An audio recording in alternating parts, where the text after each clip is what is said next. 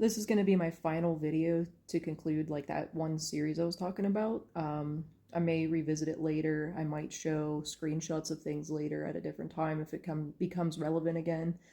But this is the final thing I'd like to address, and then I'm going to just move forward and post what I usually post, which is Eagles or, just different videos about indigenous groups in Russia and Siberia.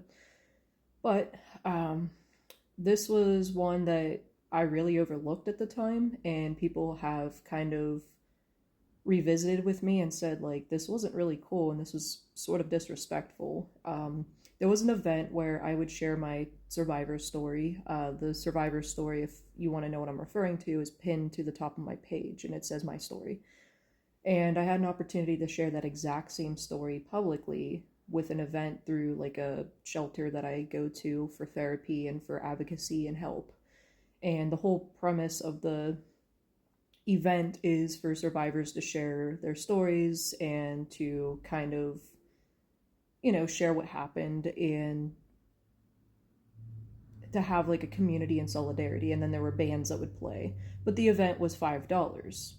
And I sent this to that person, probably like a few weeks, if not a month in advance, saying like, hey, I'm sorry that it's $5, but if you guys want to be there, it would mean a lot if you would show your support. So he shows up, and his girlfriend's sister shows up. And what happens is they don't have any money. Like I had to dish out $20 to pay for both of them. Like I ended up getting money back, but I had to pay for both of them. And it was really weird because they never even said thank you or said, like, hey, I'll get you a cup of coffee or something to like make up for that. It was like, why would you show up to my event expecting me to pay for you?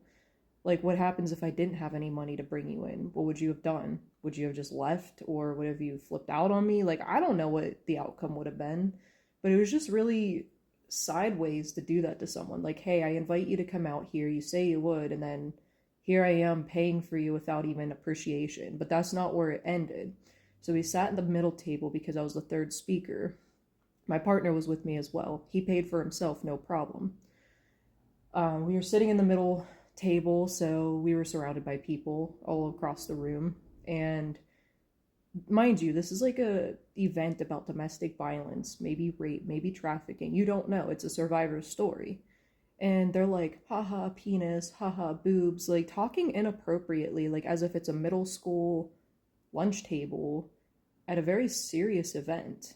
And it just felt very disrespectful and almost like a spit in my face because there were people that were listening to them and were very uncomfortable. Like I could see people like look over and kind of observe what they were doing and kind of whisper and just give like kind of shake their heads. And my partner and I just kind of we pretty much ignored it, let them do their own thing, but we felt mortified. We felt very disrespected because this is a serious event. You come here being serious. Not saying that that type of humor is wrong or bad, but there's a place and a time. And it just, looking back, it just felt incredibly disrespectful. Like that I'm paying, there was no respect or appreciation, and just the behavior being at such a serious event. If you can't be serious, don't show up. Like I would have rather it just been my partner supporting me rather than two people that act like they're 13-year-olds that, heard the word boob for the first time.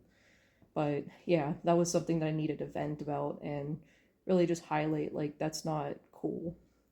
But yeah, I think I'm going to lay the whole conversations about this to rest unless it gets brought up and needs clarity or further examination. But it feels good to like talk and get this off my chest. And looking back, this is just like inexcusable and something that really solidifies my choice to just never reconnect, never open that bridge again, lay it to rest, and move on.